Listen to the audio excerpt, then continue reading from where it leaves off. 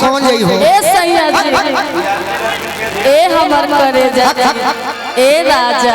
काहे के दिल्ली जात बने रहुआ कमाए अभी तो नया नया गवने भइल अच्छा सब भाव बिगड़ जाई औरत तो बड़ी सुंदर भाव में कहत है का कहत रू बैठ के कह कि काहे के जइबो जैसे बैठल बानी वैसे अपिया हो ना बोलब ना बोलब अजिला घर में कौन जिला है कौन जिला बहुत छपरा जिला बाकी जिला के क्या करब कपार पर लेके नचब ऐसे ना कहल जाला अगला जन्म में हम मेहरारू बनब अच्छा तब तोहनी के हम बताब कि भाव कैसे कइल जाला कैसे देखो अगला जन्म में तू गोलू राजा बन जइहो और हम अदिति राज बन जाइए हां दी ये बात के कैसे कहे के बा कैसे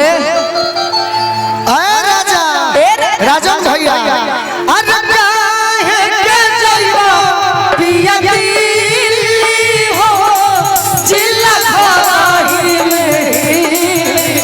काहे के जइबो पिया दिल्ली हो जिला घरही में इहो तो निमने रहे बाकी हौ बाजवा निमन रहे गोलू राजा अब की बेखो काहे के जइबो पिया दिल्ली हो जिला घरही में काहे के जइबो पिया दिल्ली हो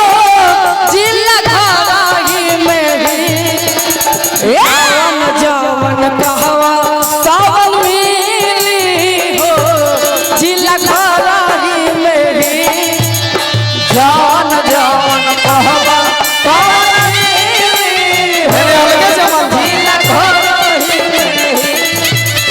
जवन जवन कहवा तवन मिली हो जिला घरही में जान जान कहबा कौन मिली हो जिला घरही बहुत बहुत धन्यवाद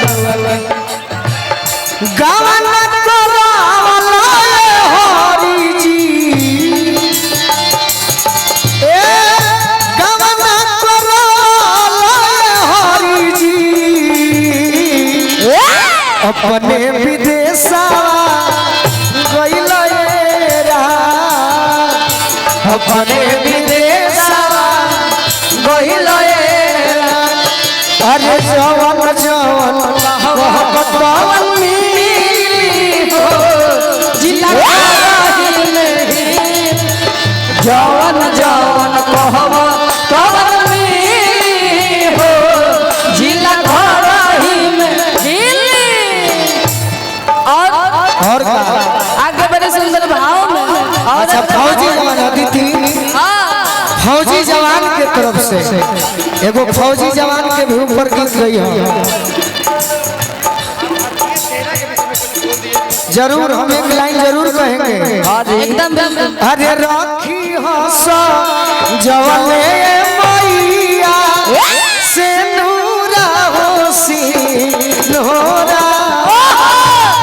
राखी हंसा जवले मैया से नूरा होसी हरावा सैया कइया करागिल मोटरवा तोहरा से करिले निहोरा सैया कइया करागिल मोटरवा तोहरा से करिले गोरा अरे राखी हंसा सजवले मैया से उरा होसी नोरा राखी हंसा जवले मैया से नूरा होसी नोरा अरे जवन जवन कहवा तवन मिली हो जिला घरही में ही जवन जवन कहवा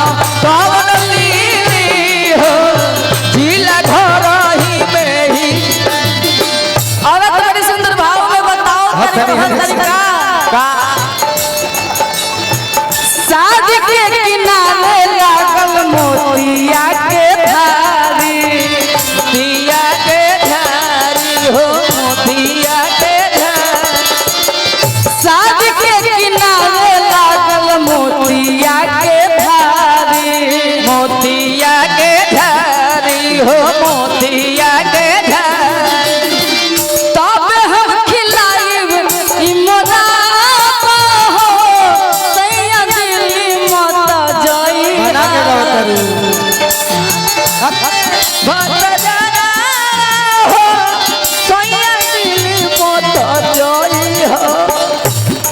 लय सुंदर बात बना के गावे के होखे